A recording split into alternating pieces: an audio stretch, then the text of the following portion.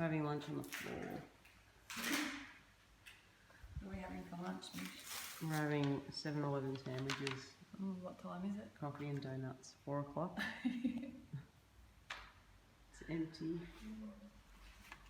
We're recording. So, hi Tony. Hi, Mish. How you going? Alright, That's good. Good. So the house is empty. Almost empty. We've still got a few clothes left upstairs. A few. Thought we'd just do a bit of an update as to where things are at.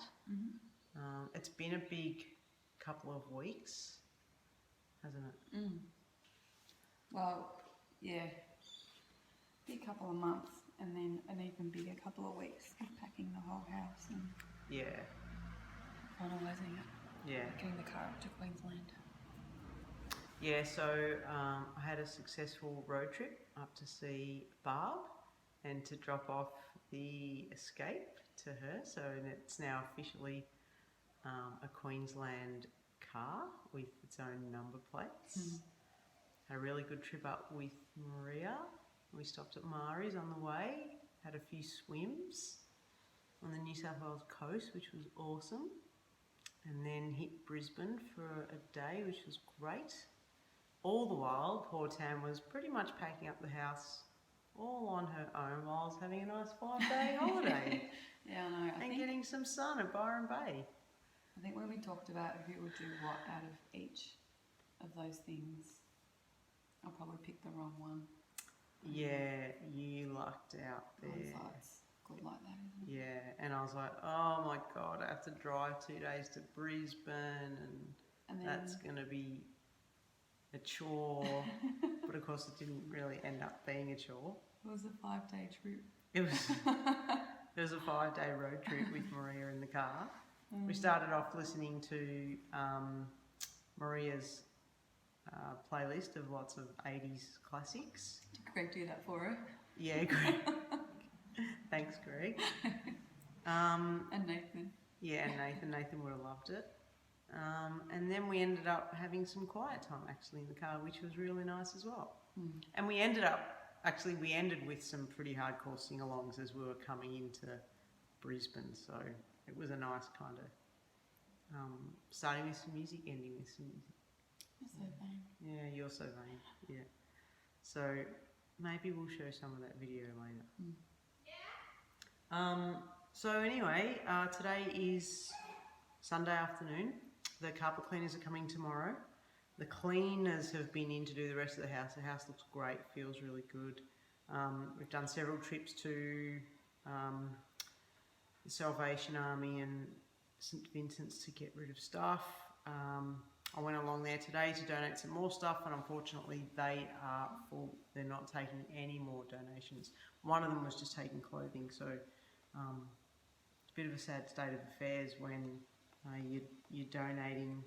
Charity stores are completely full, that they're not taking any more donations. So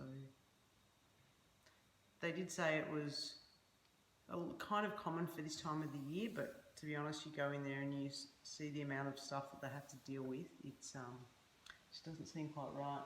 And the lady was telling me today how much money it costs them to get rid of stuff that people have dumped out of hours. So they just wait till the doors are closed and then they, get out of their cars at night and just dump stuff at the front or at the back and then drive off and just leave it there. Mattresses, old broken bikes, just, yeah, it's really rubbish. It's really sad.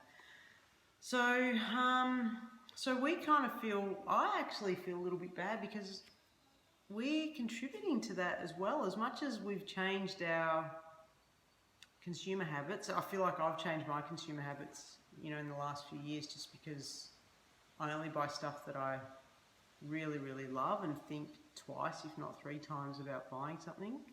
I still feel like we're contributing by obviously us moving out of the house and going away overseas and wanting to shed more stuff that we don't want because we don't want to pack it away. But I feel like I'm adding to the issue as well. But don't know. Don't know the answer. yeah. Just, I think we're both so much more mindful, aren't we, about what we spend our money on and what we want to own as human beings and what we're responsible for once we decide to purchase something. I've said this before, like once we purchase something like this, we're sort of like a plastic water bottle, we're the custodian for it for the rest of its life until it eventually, at some point, will end up in landfill because it can't break down. You can't melt it.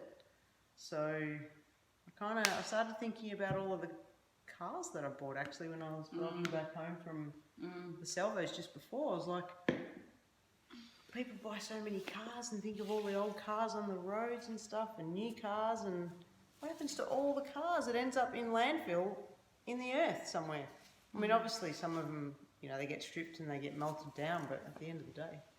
Anyway, just kind of blah blah, but it's really got me thinking about stuff. So what's next? So Tam's got to work for the next couple of days. Had a great birthday yesterday. Thanks for all the awesome messages. That was really nice. Had a really nice breakfast and nice family dinner last night. That was really good fun, wasn't it? Yeah, we caught up with some friends this morning, which was great. Yeah. Yep, caught up with some friends this morning, staying with the boys next door who have been awesome, and staying with Di and Rob this week, probably from tomorrow. So at this point we are scheduled to leave on Sunday the 13th. We have not booked any accommodation yet. Tam, you need to get onto that. I did that at the airport.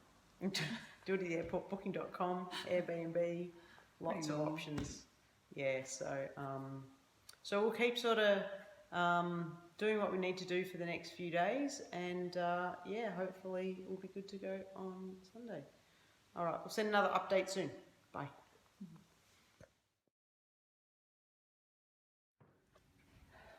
All empty. Empty house. Beautiful sunlit bedroom. Buy for a year. Downstairs is all empty as well.